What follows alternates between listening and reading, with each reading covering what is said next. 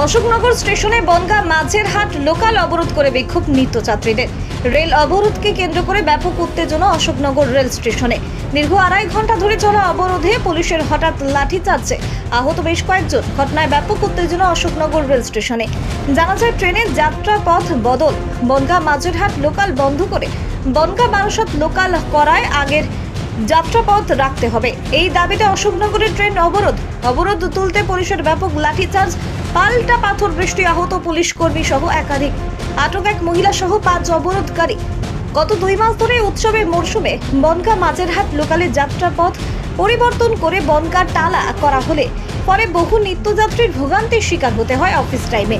তবে গত কয়েক মাস ধরে চলা এই সমস্যায় আরো গোল বাঁধে যখন পূর্ব কোনো ঘোষণা ছাড়াই রেলের তরফ থেকে জানানো হয় Majerhat local Bangaon Barasat junction station পর্যন্ত যাবে। এই তথ্য জানার পরে ক্ষোভে ফেটে পড়েন বনগা মাঝেরহাটের লোকালের যাত্রীরা।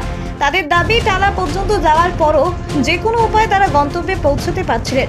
সেই জায়গায় দাঁড়িয়ে বারাসাতে যাওয়ার পর তাদের গন্তব্যে পৌঁছতে রীতিমতো হিমশিম খেতে হয়। যদিও যাত্রীদের আরও দাবি, মেল লাইনের ট্রেন মাঝেরহাট পর্যন্ত নিয়ে যাওয়া হলেও কেন এই ট্রেনকে বারাসাত পর্যন্ত নিয়ে যাওয়া হচ্ছে না? এই দিন মাঝেরহাট পর্যন্ত ট্রেন চালানোর দাবিতে সকাল 8টায় বনগা মাঝেরহাট লোকাল অশোকনগরে ঢুকলেই যাত্রীরা লাইনে দাঁড়িয়ে বিক্ষোভ দেখাতে শুরু করেন। চলে অবরোধ, ফলে আপ ও ডাউন 2 লাইনেরই ট্রেন দাঁড়িয়ে যায়। শুধু তাই নয়, অবরোধ হয়ে পড়ে 3 নম্বর রেলগেট দিয়ে যাওয়া জাতীয় সড়ক যশোর রোডও। ফলে তৈরি হয় দীর্ঘ যানজটে। চরম সমস্যায় পড়েন অফিস যাত্রী থেকে নিত্যযাত্রী, পথচলতি মানুষজন এবং যানবাহন চালকেরা। এরপরে রেল পুলিশ এবং জিআরপি পুলিশের তরফ থেকে যাত্রীদের সঙ্গে কথা বলার চেষ্টা চালানো হলেও কোনো রকম ফল না মেলায় ঘটনাস্থলে পৌঁছায় হাবড়া এসডিপিওর নেতৃত্বে অশোকনগর থানার বিশাল পুলিশ বাহিনী ও র্যাব। তারপরে অবরোধকারীদের ছত্রভঙ্গ করতে বেধড়ক লাঠিচার্জ করে পুলিশ। এরপরে পুলিশকে উদ্দেশ্য করে চলে পাথর বৃষ্টি। মুহূর্তে রণক্ষেত্রের চেহারা নেয় অশোকনগর স্টেশন চত্বর। ঘটনায় ইতিমধ্যে বেশ কয়েকজন যাত্রী সহ পুলিশের এক সাব ইন্সপেক্টর মোহাম্মদ নিহাল গুরুতর আহত হয়। ঘটনার জেরে এক মহিলা সহ বেশ 5 জন অবরোধকারীদের আটক করা হয়েছে বলেও পুলিশের তরফ থেকে জানানো হয়েছে।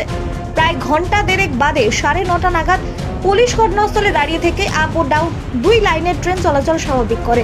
বিভিন্ন স্টেশনে যাত্রীদের নিয়ে দাঁড়িয়ে থাকা ট্রেনগুলো গন্তব্যে রওনা দেয় ট্রেনগুলি। তবে দীর্ঘক্ষণ এই অবরোধ চলায় প্রতিটি ট্রেনেই অফিস টাইমে ব্যাপক ভিড় লক্ষ্য করা যাচ্ছে।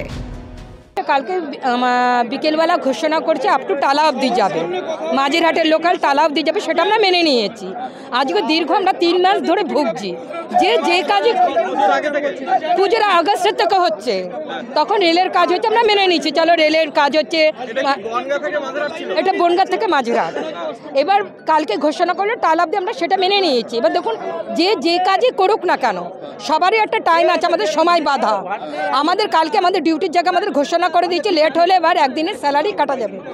এবার আমরা সকালবেলা এসে দেখছি কি যেটা আপ টু বারাসাত, মাঝেরহাটটাকে বারাসাত করে দিচ্ছে। সেটা কি করে রোজ রোজ মেনে নিই বলুন তো? বিশাল সমস্যা। যা সমস্যা আছে সেটা আমরা মেনে নিতে পারছি না। ইম্পসিবল আমাদের পক্ষে হয়ে গেছে। 3 মাস ধরে এরকমই চলছে। মাঝেরহাটে যাওয়ার কথা, সেখানে বারাসাত অবধি যাচ্ছে। মানুষের একটা হয়রানি হচ্ছে। সবাই দেখছি দত্তপুকুরে নেমে দত্তপুকুর লোকালটা ধরছে। তো মানুষের কষ্ট তো হচ্ছে মানুষের। আমরা যাচ্ছি, আমাদের স্যালারি কাটছে। এরকম কেন রোজ রোজ হবে? একটা দিন হয়, 2টো দিনও সমাধান অবশ্যই চাই, তাই না? একটা মানুষের হয়রানি, আমাদের তো স্যালারি কাটছে রোজ রোজ।